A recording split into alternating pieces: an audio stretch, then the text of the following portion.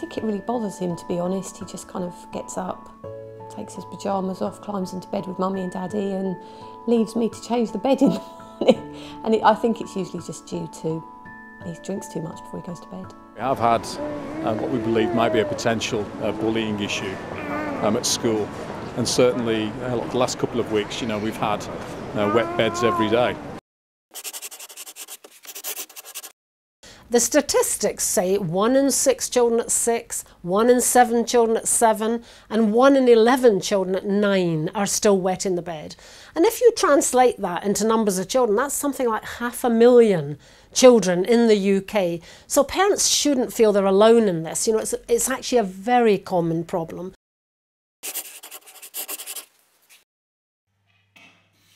Children might be very heavy sleepers, so that they just don't wake up to the signals from their body.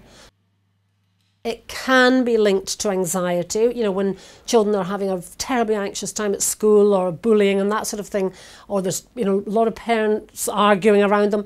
It can be linked to that, so that they're in a way regressing to younger behaviour.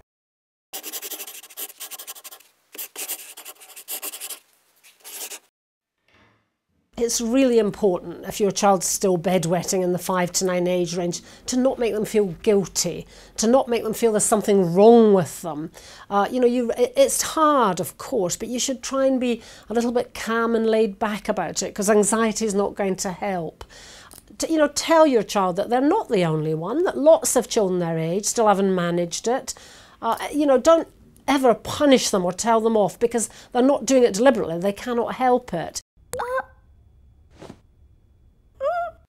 It's about supporting your child, reassuring them, telling them they will get there in the end.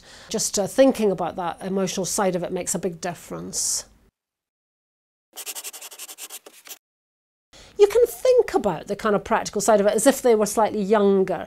Could you perhaps wake them up and lift them up in the night to go and have a wee somewhere in the middle of the night?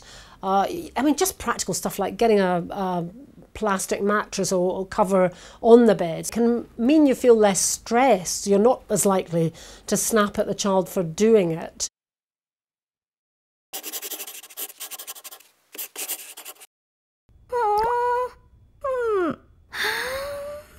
In theory, you'd think, oh, well, if they didn't have a drink at night, they won't need to go. But there's not great evidence for that. But I think individual children and parents vary, and you could look at your child, think if they did have a drink late at night or not, does it make a difference?